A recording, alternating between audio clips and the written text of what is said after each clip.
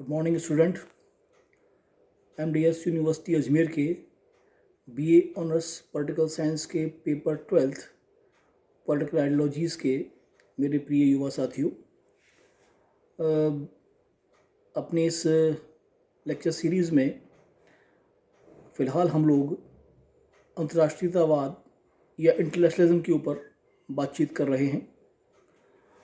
और हमने अब तक ये देखा है कि किस तरह औद्योगिक क्रांति ने, युद्धों ने, युद्ध के बाद की संधियों ने और कुछ अन्य सामाजिक, धार्मिक, सांस्कृतिक व्यवस्थाओं ने, कुछ गठबंधनों ने, कुछ राजनीति वैज्ञानिकों के सिद्धांतों ने अंतर्राष्ट्रीयतावाद के मार्ग को आगे बढ़ाया। हालांकि इसके मार्ग में कुछ परेशानियां भी सामने आईं, लेकिन हाँ, एक शांति और व्यवस्था को लेकर या युद्धों के विरोध को लेकर एक सोच पूरे विश्व में व्याप्त हुई, क्योंकि ये एक कॉमन फिनोमिना है कि शांति सबको प्रिय है, अशांति कोई नहीं चाहता।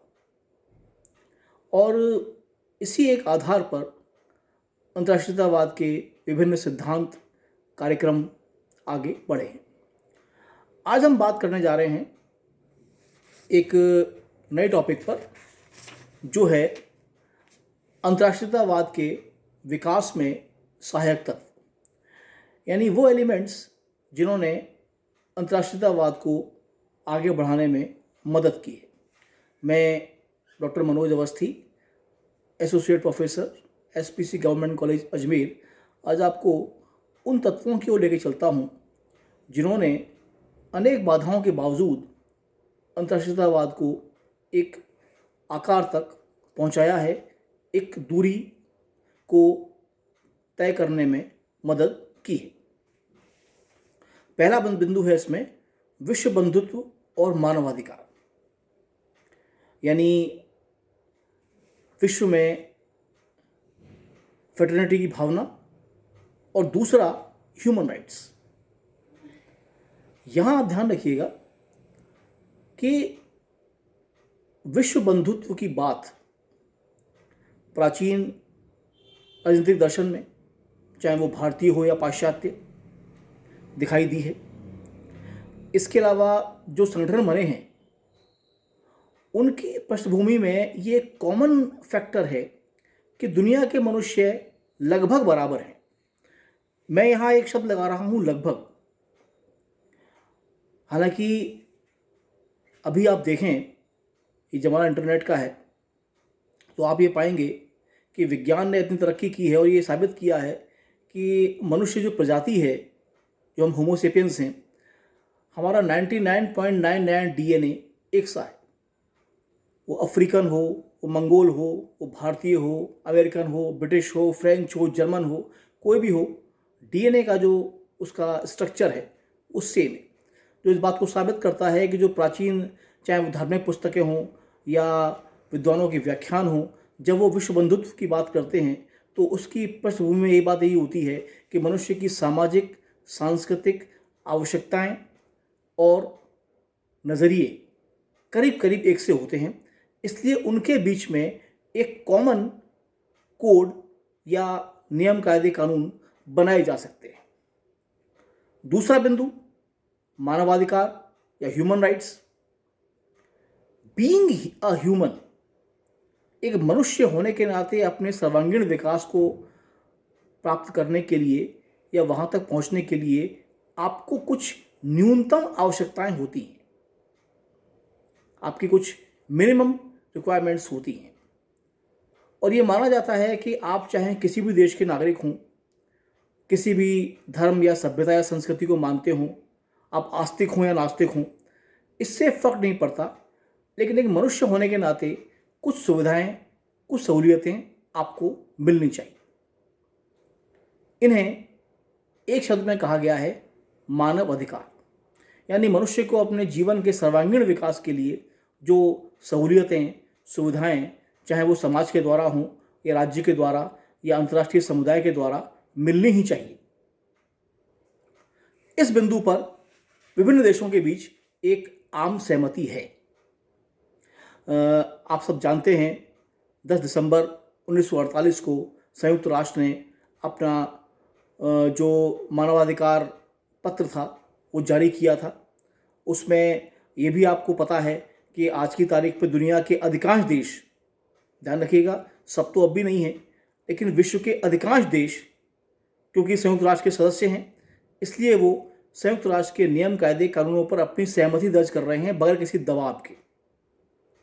ह्यूमन राइट्स जो चार्टर है वो उस कैटेगरी में आता है कि जो मेंबर्स हैं वो इस मानवाधिकार पत्र के जो फार्मूले हैं, सिद्धांत हैं, ज़रूरतें हैं, उसको पूरा करने के लिए प्रतिबद्ध हैं, कमिटेड हैं। कहीं अगर राष्ट्रीय कानूनों के साथ कोई अलगाव होता है इस अंतर्राष्ट्रीय विधि का, तो उसमें एक मध्यम मार्ग खोजा जाता है, लेकिन एक मिनिमम ह्यूमन राइट्स नागरिकों को मिलने चाहिए। तो मानवाधिकार ने भी अंतर्राष्ट्रीयतावाद के विकास और प्रचार प्रसार में एक बड़ी अहम भूमिका निभाई है। इसके अलावा अगला बिंदु है वैज्ञानिक आविष्कार। साइंटिफिक जो नए नए आविष्कार हुए हैं, इन्होंने दुनिया को एक बंद डब्बे के स्थान पर एक ओपन प्लेटफॉर्म के रूप में बदला है। आप 21वीं शताब्दी के विद्यार्थी हैं, आपके मोबाइल पर एक क्लिक पर दुनिया खुल जाती है इंटरनेट के माध्यम से, और ये तो अब आया है। इसके अलावा भी आप देखेंगे इंटरनेट से पहले भी दुनिया के लोग एक देश से दूसरे देश में जाते थे, आपसी बातचीत होती थी, संवाद हुआ करते थे, लेकिन वो इतना सुगम नहीं हुआ करता था।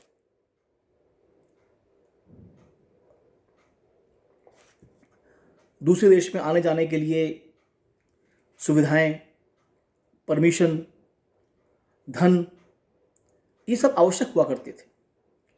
अब जैसे आज आप देखिए, किसी भी देश में जाने के लिए आपको केवल इंटरनेट पर एक क्लिक करना है और जिन चीज़ों को आप जानना चाहते हैं, देखना चाहते हैं, वो आपके सामने आ जाती हैं।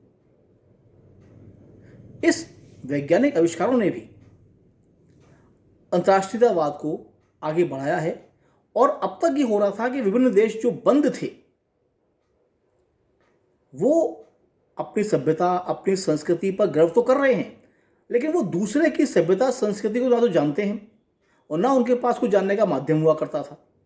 लेकिन ये जो वैज्ञानिक आविष्कार हुए हैं, ये देशों की संस्कृतियों को, सभ्यताओं को एक दूसरे के नज़दीक लेकर आए हैं, और उससे भी अंतर्राष्ट्रीयतावाद के मार्ग की बाधा दूर हुई है। अगला बिंदु है औद्योगिक क्रांति और आर्थिक निर्भरता।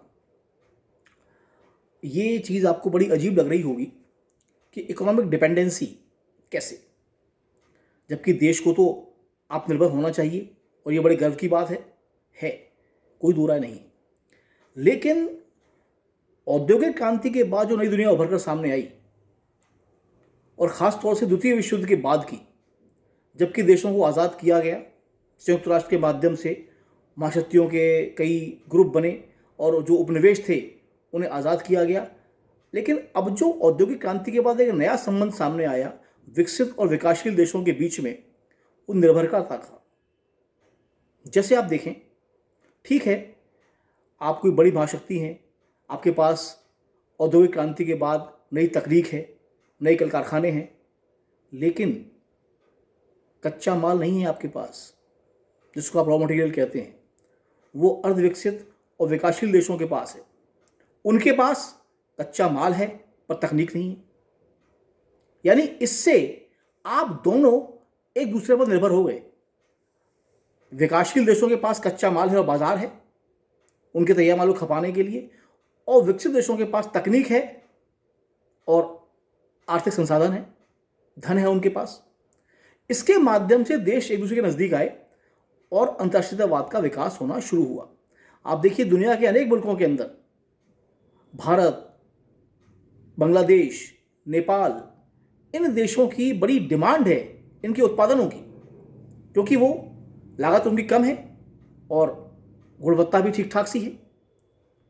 तो ये जो औद्योगिक क्रांति और आर्थिक निर्भरता है, इसने भी अंतर्राष्ट्रीयतावाद के विकास को एक नई दिशा दी है। धन्यवाद।